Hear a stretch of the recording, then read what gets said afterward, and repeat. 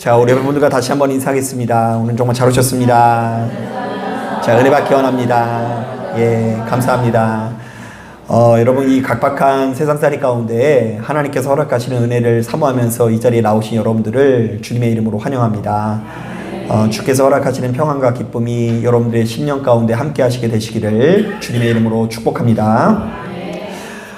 저는 이 목사로서 주된 관심사가 축복일 때가 많은데요. 자, 이른바 우리 성도님들이 예수 때문에 더 복되고 행복한 삶을 살기를 바란다라는 것입니다. 자, 그렇다 보니 한 사람의 평범한 목사로서 우리 성도님들을 복받는 길로 인도하기 위해서 나름대로 최선을 다하고 있는데요. 과거에는 이것을 위해서 주로 이 충성을 강조했던 것 같습니다. 자, 예를 들면 내가 더 충성하면서 기도를 하면 내 손에서 능력이 나가요, 안 나가요? 나간다고 해주세요. 제가 이제 하나님 앞에 뭔가 하나님을 감동시켜서 충성을 하면 그것이 저에게 이제 영감으로 되어져가지고 제가 기도할 때에 이 복이 하나가 나갈 때 열이 나간다라고 생각해서 열심히 또 기도를 했고요.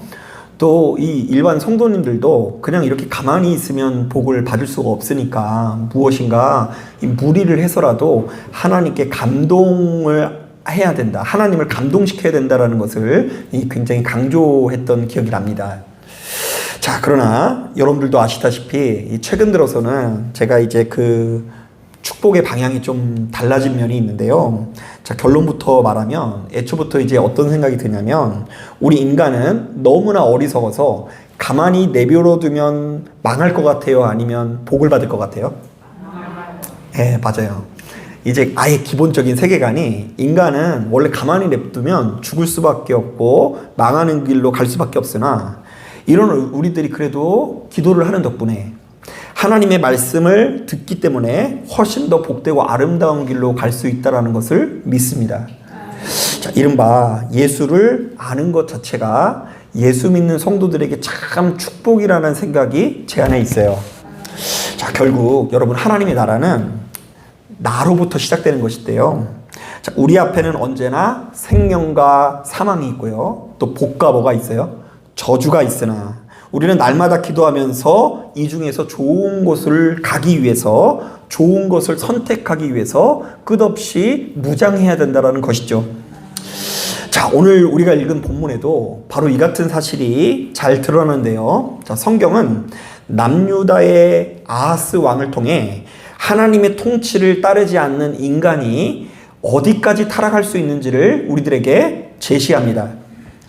자, 그 타락의 깊이는 일단 이 3절만 해도라도 드러나는데요. 이 아하스는 여호와께 기름 부음을 받은 왕으로서 자기 아들을 불 가운데 지나가게 하는 이방 종교에 빠졌다고 하고요. 또한 4절을 보니까 그는 남유다의 왕이면서도 굳이 예루살렘에 가서 예배를 드리기보다 어디에서 예배를 드렸다고요? 산당에 가서 제사하는 것을 즐겼다고 하는데요. 자, 이것은 아하스가 여호와의 도에는 관심도 없고 어떻게든 자기 자신의 성공과 출세와 번영에만 초점을 두었다라는 이야기를 하는 거예요.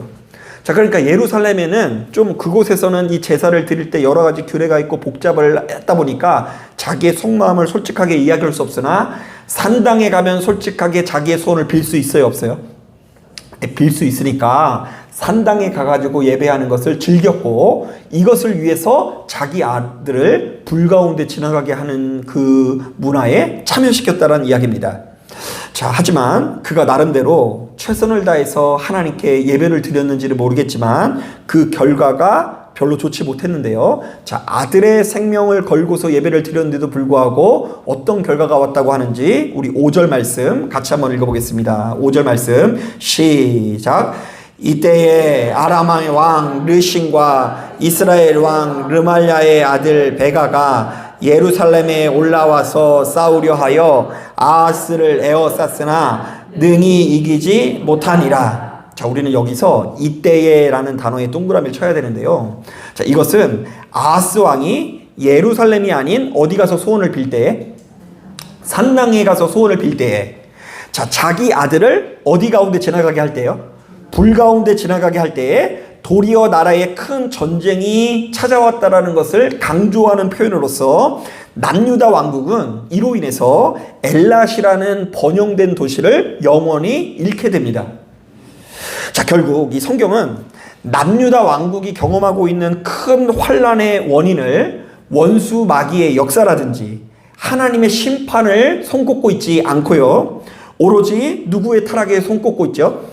아하스 왕의 타락에 초점을 두는데요. 자, 그가 하나님의 뜻을 따르지 않고 자기 자신의 죄성에 노란할 때에, 또한 그가 하나님의 법도를 지키지 않고 자신의 욕망에만 충실하는 바로 그때에 그의 나라도 역시 큰 환란에 빠지게 되었다라는 것을 우리들에게 증언하고 있다는 것입니다.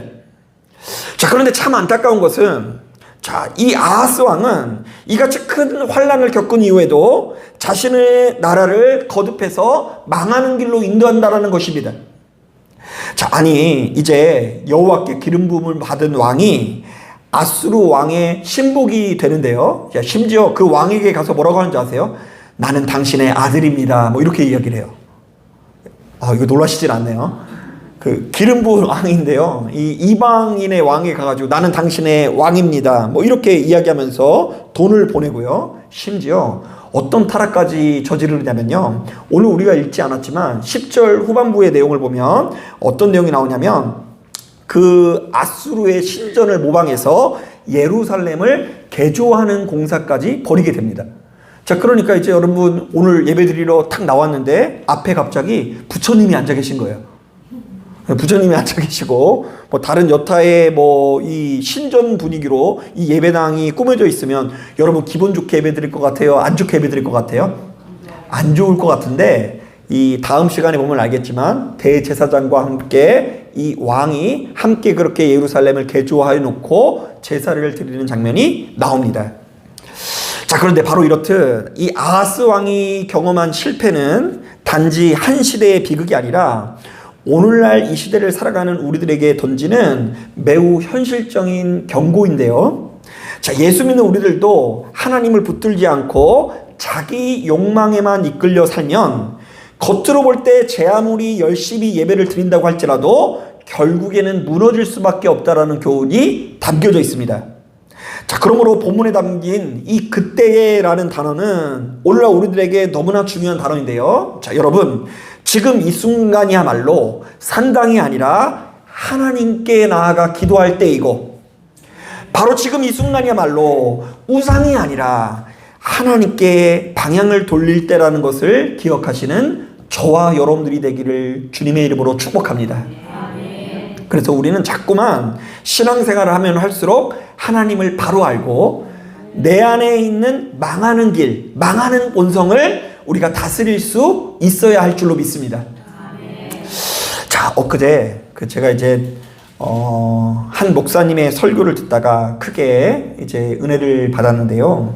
자, 이분은 10대 시절에 크게 은혜를 받고 기도원에서 기도하던 중에 한 가지 응답을 받는데요. 이제 구체적으로 그게 이제 성경에 있는 말씀인지도 몰랐는데 어떤 말씀을 듣고 보니까 그게 성경에 나와 있는 말씀이더래요. 그런데 이제 그 말씀이 뭐냐면 하나님께서 이분을 크게 사용하실 것에 대한 아주 구체적인 약속의 말씀이었다고 합니다. 내가 너를 이제부터 완전히 크게 사용하리라. 여러분, 그럼 보통 이런 10대라고 한다면 이제 주로 어떤 학교로 갈 것 같으세요? 네, 맞아요. 신학교로 가야죠. 그래서 이분이 일평생 자신이 엄청나게 대형교회 담임 목사가 될 것을 기대하면서 신학교를 갔지만 이상하게 현실은 그렇지 않았다고 합니다. 매번 부임하는 교회마다 비가 새고요. 빚이 많은 교회 가가지고 그 빚을 갚느라고 엄청나게 고생했는데, 이번에도 겉으로 볼 때는 이 엄청나게 큰 교회에 부임한 것 같지만 그 교회에 들어갔더니 또 뭐가 샌다고요? 비가 새고요. 비가 새고 또 엄청나게 거액의 빚을 갚아야 되는 상황 가운데 놓이게 되었다고 합니다.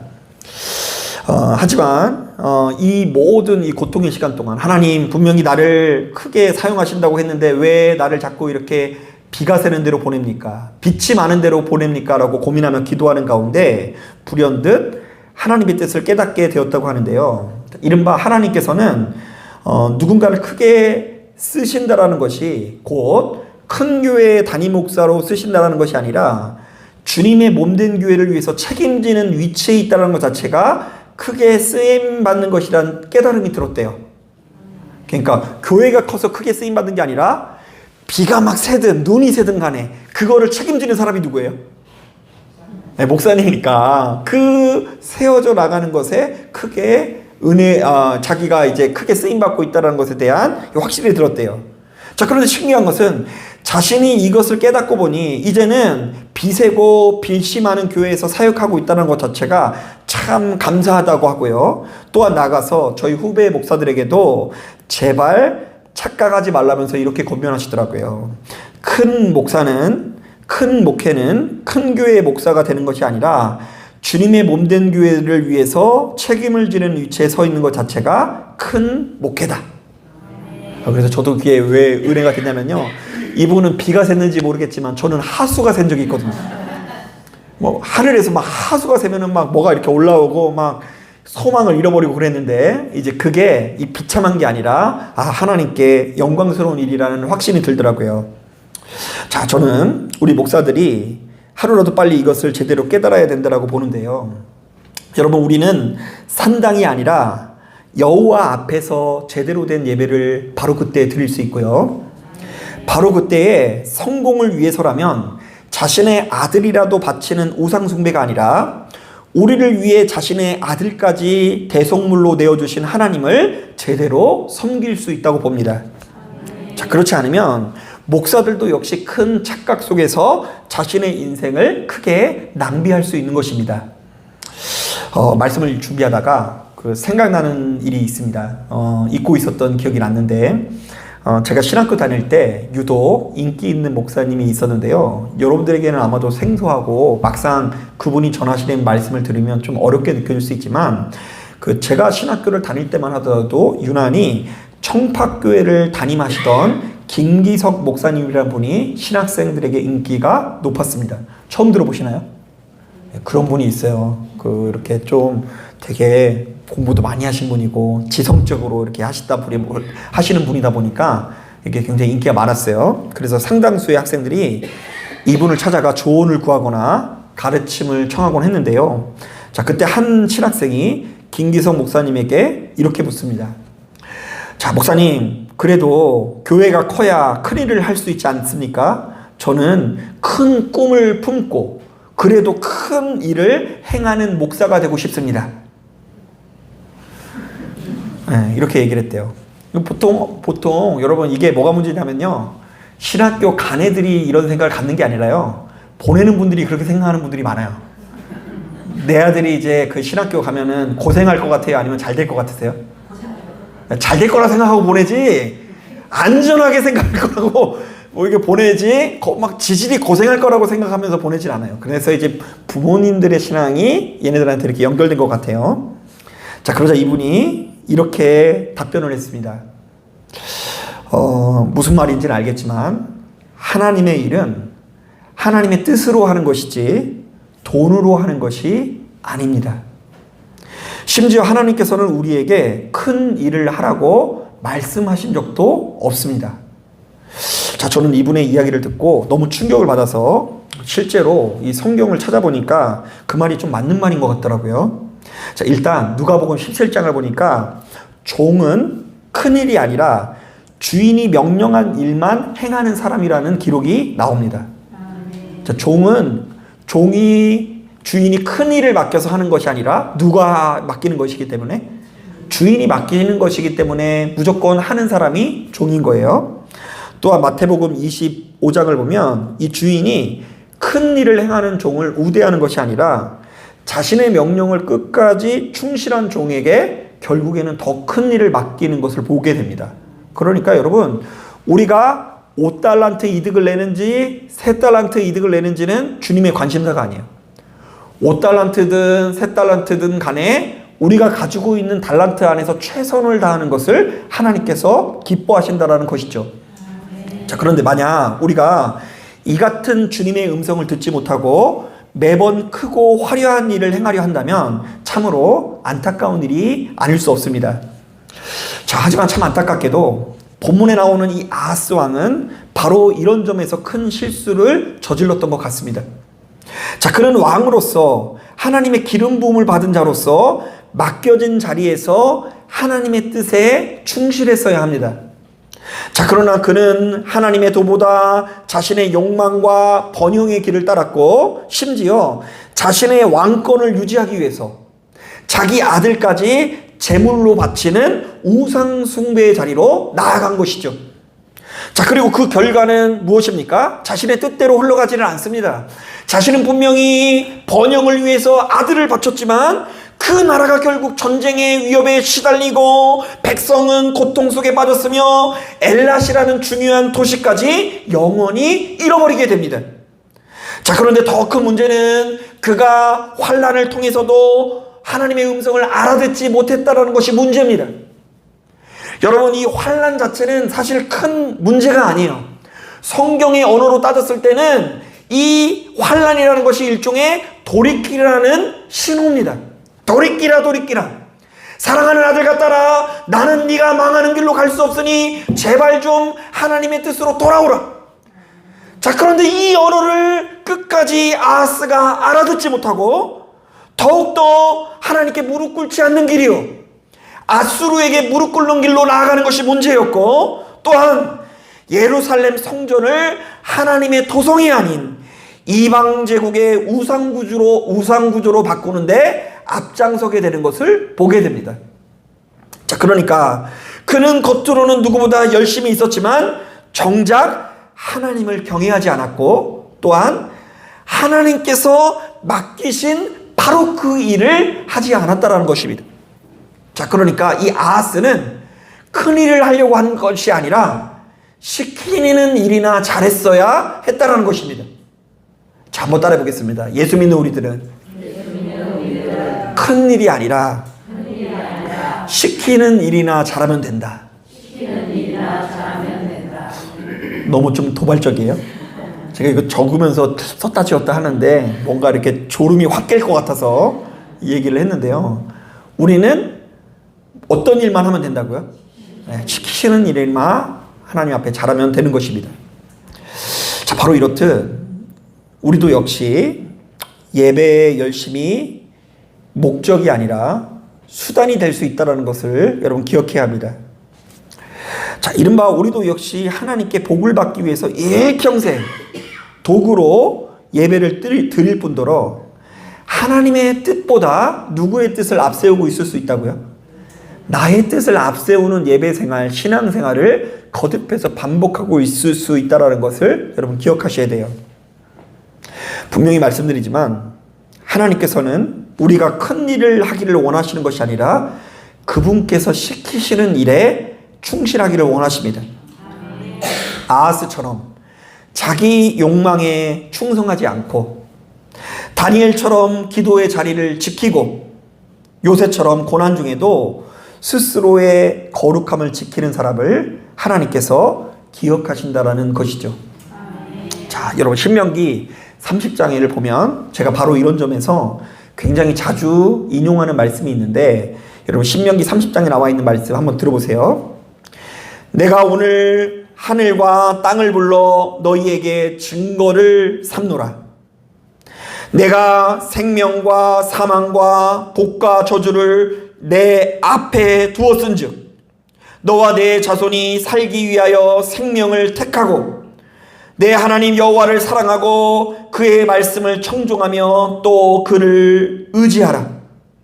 그는 내 생명이시요 내 장수이시니 여호와께서 내 조상 아브라함과 이삭과 야곱의 주리라고 맹세하신 땅에 네가 거주하리라. 여러분 이 말씀의 내용이 뭔 줄 아시겠어요? 이해 안 되시는 분이 있을까봐 제가 좀 요약을 해봤는데요. 자, 한번 따라해 보겠습니다. 사망과 생명이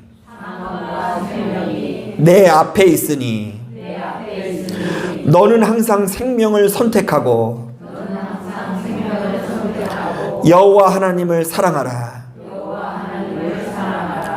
한 번 더 따라하겠습니다. 너는 항상 여호와의 말씀을 의지하라. 한 번 더 따라하겠습니다. 그리하면 네가 약속의 땅을 얻게 되리라. 사망과 생명이 어디에 있다고요? 우리 앞에 있는데 그 앞에서 항상 무엇을 선택해야 된다고요? 생명을 선택하는데, 생명을 선택하는 것이 곧 여호와 하나님을 사랑하는 것이고, 항상 여호와의 말씀을 의지하고 지키고 가까이 하는 것이 생명을 선택하는 것이라고 말합니다. 그래서 우리가 그것을 하면 우리가 그것으로 말미암아 약속의 땅에 들어가게 될 것을 말씀하십니다. 자, 사랑하는 여러분, 오늘 이 자리가 저는 우리에게 주어진 그때라고 저는 봅니다. 자, 지금 이 순간이 산당이 아니라 하나님께 나아갈 자리요, 우상과 번영의 신이 아니라 우리를 위해 자기 아들을 아낌없이 내어주신 하나님께 진심으로 예배할 때입니다. 여러분, 우리 모두가 큰 일을 꿈꾸기 전에 하나님께서 맡기신 그 자리에 신실하게 서는 것, 자, 바로 그런 삶이야말로 진정한 이 축복의 삶이라는 것을 저는 믿습니다. 그래서 여러분, 제가 이 충성을 해서 손에서 뭐가 나가지고 여러분들이 축복을 받는 것이 아니에요. 저는 저대로 맡겨진 자리에서 또 열심히 이렇게 해야 되는 일이 있는데요. 오늘 새벽에도 뭐 그런 거 놓고 기도하는 거예요. 하나님, 우리 김선호 집사님 안 아플 수 있도록 인도하여 주시옵소서. 설령 아플지라도, 설령 아프시는 날이 올지라도 나에게 주어진 날 일을 감당하면서 하나님, 우리 김선호 집사님 육체의 건강을 허락하여 주시옵소서. 하나님, 우리 최태진 집사님 오늘 운전하실 텐데 그 운전 가운데 사고 나지 않고 하나님 이 좋은 일만 있을 수 있도록 축복하여 주시옵소서. 그리고 하나님, 알을 많이 낳도록 인도하여 주시옵소서. 하나님께서 듣든지 안 듣든지 간에 결과물이 나에게 좋은 것이 나와서 기도하는 것이 아니라 그렇든지 안 그렇든지 간에, 뭐 송아지가 송아지를 낳든 말든 닭이 알을 낳든지 말든지 지금 나에게 주어진 일이 큰 일이어서가 아니라 이 일을 맡겨주신 분이 누구이시기 때문에, 하나님이시기 때문에 그 일을 감당하는데요. 아마도 이 자리에 계신 분들은 아마 그런 분들이 와 계신 것 같아요. 새벽마다 꾸준히 나오시는 분들을 볼 때 그런 감동이 있습니다. 분명히 저분은 지금 되게 힘드실 텐데 지금 바쁘고 힘드셔서 못 오신다고 들었는데 왜 이렇게 나와서 기도하실까? 그분도 아마 자기에게 맡겨진 그 사명을 감당하기 위해서 야행성인데도 불구하고, 그리고 여러 가지 힘듦에도 불구하고 자리를 지키고 있다는 생각이 들고요. 우리 그냥 강의리 원사님 그냥 이 피아노 자리 지키시려고 지금 일어섰다가 앉았다가 일어섰다 앉았다가 하시는데 졸음은 안 오실 것 같아요. 그죠? 뭐 주무실 기회가 없는데 뭐 그 앞에 와서 이 예배 드린다고 해서 뭐 금 나오나 뭐 은 나오나 뭐 그거는 잘 모르겠지만 눈에 보이든지 안 보이든지 간에 내게 맡겨주신 그 사명과 사역을 감당하기 위해서 그래도 최선을 다하는 우리 성도님들이 자신도 모르는 사이에 내 안에 있는 망하는 기질을 벗어버리고 정말로 하나님께서 약속하신 그 길로 나아가게 될 줄로 믿습니다. 자, 그러니까 여러분, 하루하루 보면 하나도 안 변하는 것 같고, 하루하루 보면은 내 인생이 맨날 요 모양 요 꼴 같은데 결국 예수를 알게 된 누구로 말미암아?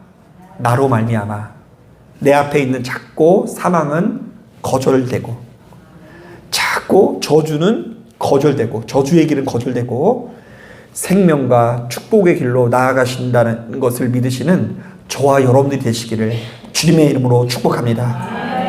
자, 기도하겠습니다.